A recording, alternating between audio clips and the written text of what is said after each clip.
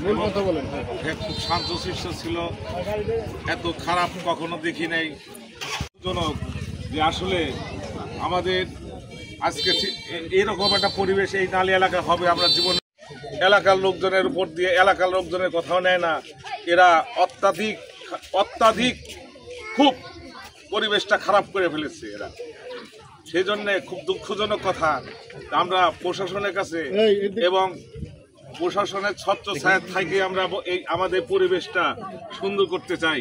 এর জন্য প্রশাসন কাজ সঠিক সিদ্ধান্ত যেন আমরা পাই, সঠিক বিচারটা পাই।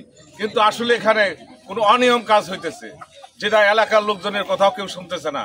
এটা তো ঠিক না। আজকে রফিক এনে বসবাস করে, রফিকের নিজস্ব বাড়ি, এটা রফিকের নিজস্ব বাড়ি, তার বাবার নামে ছিল, সেই বাড়িতে সে বসবাস করে। রফিকের বাবা রফিকের নামে লিখে দিছে, তার বড় ছেলের নামে লিখে দিছে। এটা মামলা হয়েছে, এটা ডিগ্রি হয়েছে, কিন্তু এটা তো আইনে সবকিছু হবে। আজকে এখানে শুনি ডাকাতি হয়েছে, এখানে শুনি যে ভাঙচুর হয়েছে, আমরা তো এগুলো কোনোদিন দেখিও নেই। আর ডাকাতি হয়েছে, ভাঙচুর হয়েছে, এরকম আমরা কোনোদিন কার কাছে ভাবে চলতে চাই, এটা আমাদের দাবি। ধন্যবাদ।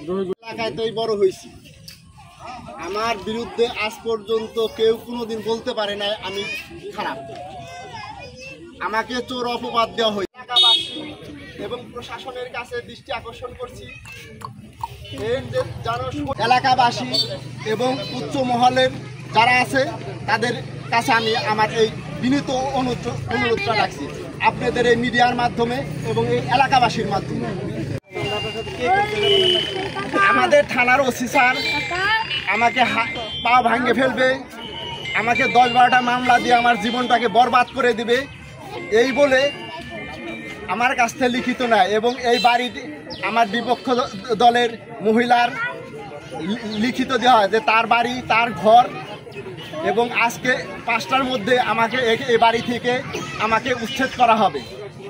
আমি যদি না যাই তাহলে আমাকে ধরে নিয়ে প্রহার করা হবে।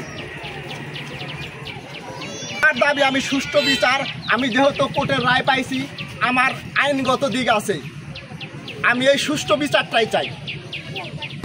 পরে আমরা 2 ভাই থানায় গেছি, থানায় যাওয়ার পরে ওসি স্যার আমাদের 2 ভাইকে আটকাই নিয়ে অনেক বাজে গালি দিছে।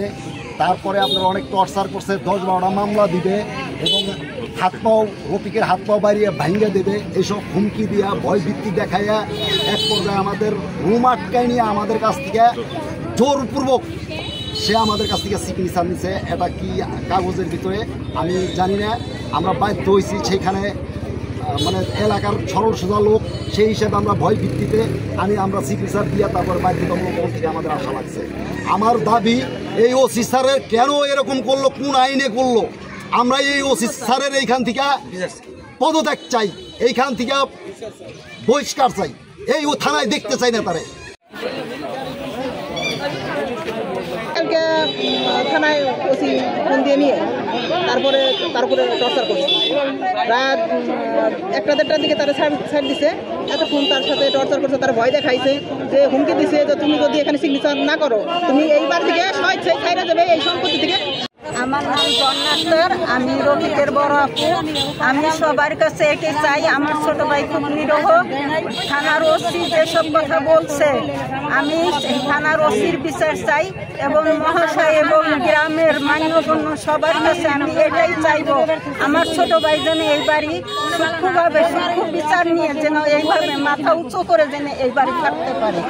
বড় ভাই আর বড় ভাই খুব নির্যাতন করতেছে, খেদাইয়া 12টা বছর মাসি বাড়ি ভাড়া দিব, জায়গা জমি থাকতে। এখন সে রায় পাইছে, বাড়ি আইছে, তারপরে অসুবিধা হয়েছে, ঘর দরজার মাল সেমানা নিজেরাই নষ্ট কষ্ট করে আনি দিয়ে ওদের একটা বিপদে ফেলানি তুমি দেখাচ্ছি মামলা সরকার থেকে। রবি খুব ভালো ছেলে, রবি থেকে উনি কোনো খাই নাই।